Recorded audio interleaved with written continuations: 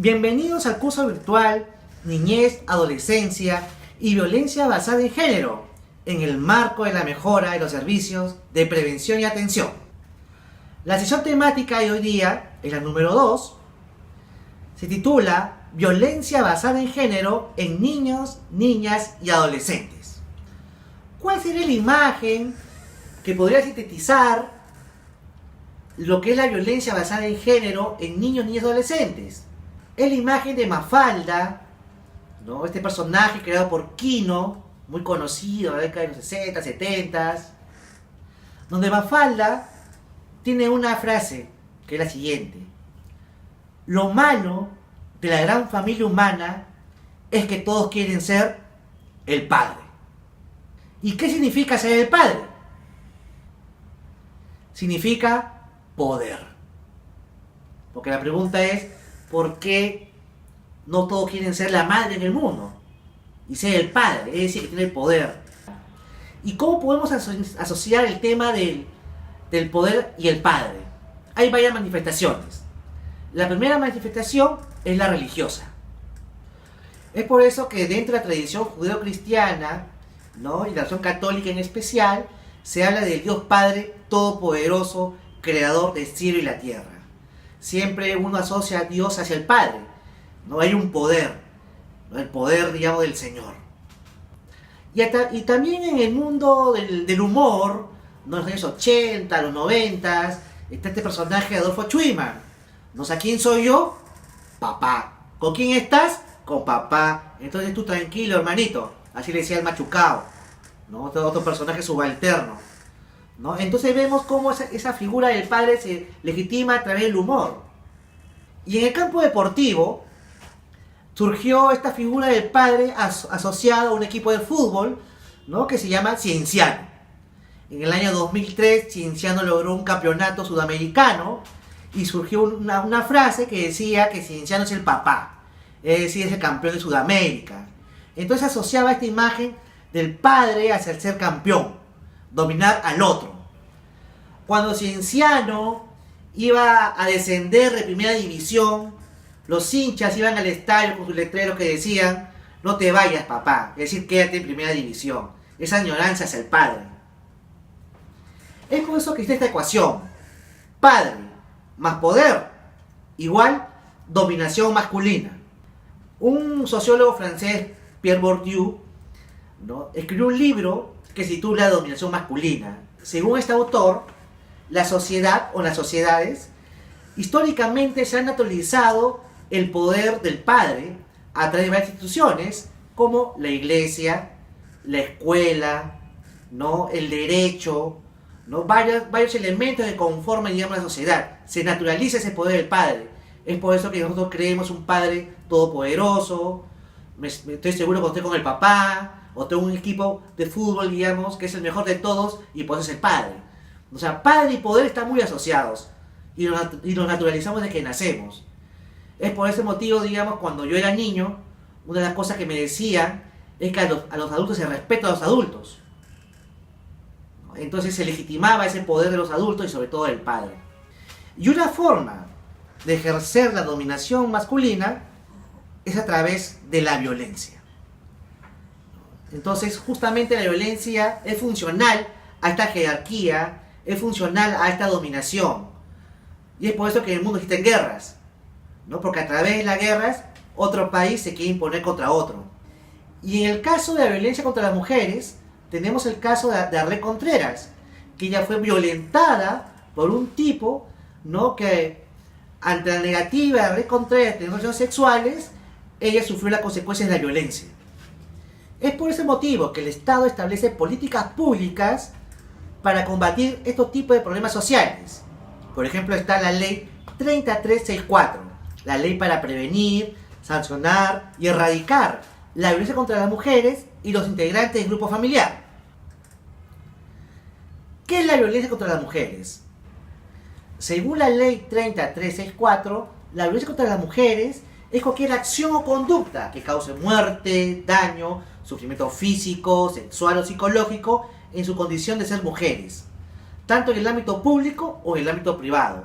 Puede suceder en la familia, puede suceder en la comunidad o puede suceder en el Estado.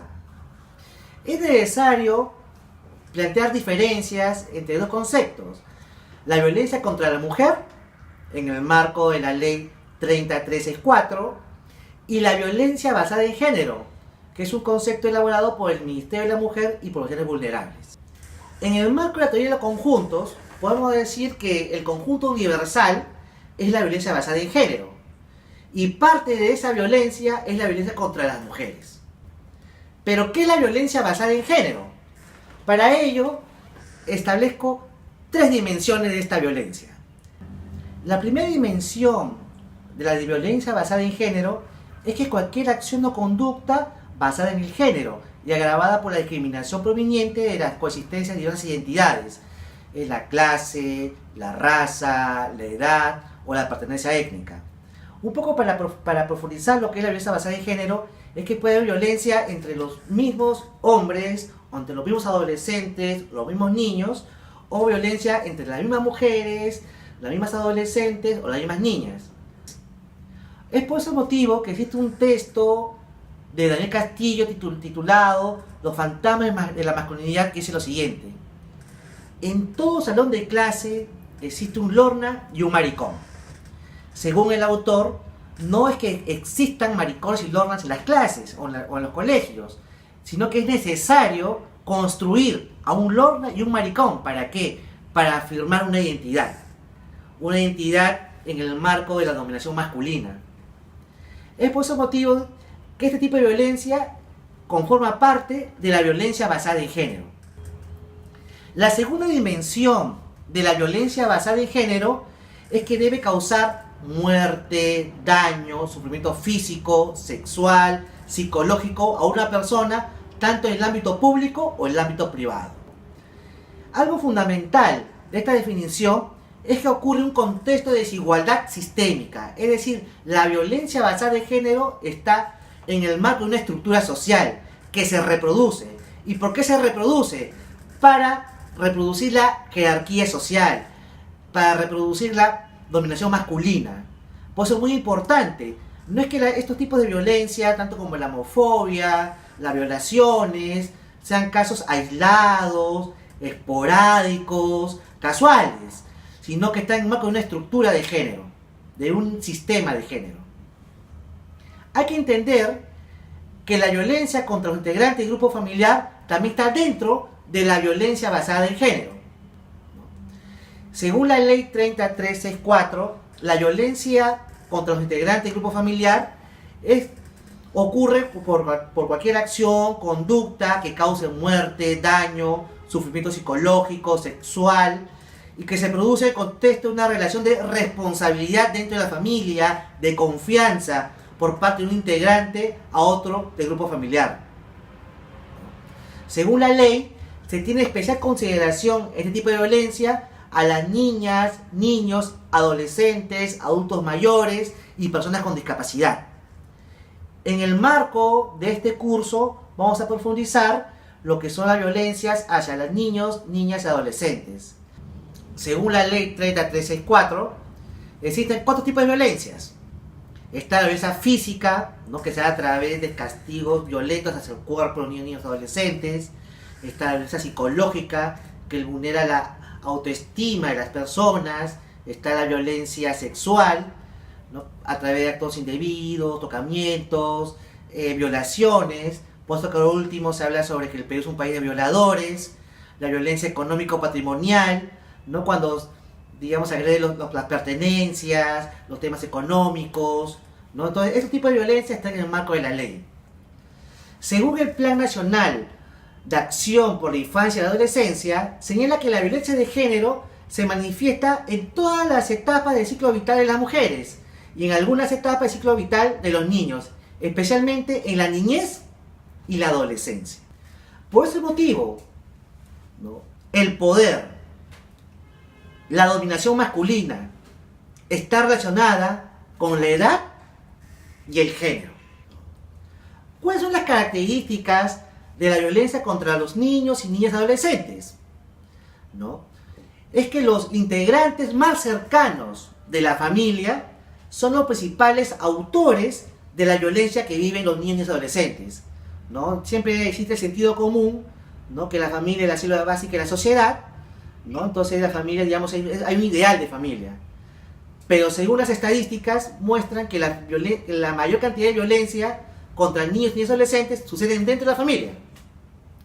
Una segunda característica es que los niños, niñas y adolescentes plantean una racionalización de la violencia como que es una forma válida para disciplinar, ¿no? Y entonces, por ese motivo ellos no van a hacer una denuncia, porque ellos plantean que va a ser algo válido. Por eso muchas veces, digamos, cuando hay un castigo, no plantea una excusa. No te has portado mal, no has ido al colegio, lo hago por tu bien.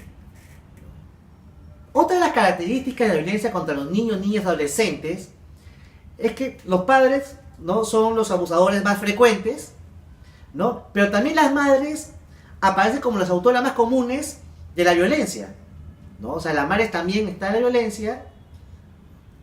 Y también aparecen los hermanos mayores, que también hacen violencia, digamos, contra sus hermanos menores o sus hermanas. Podemos decir que existe una cadena de poder.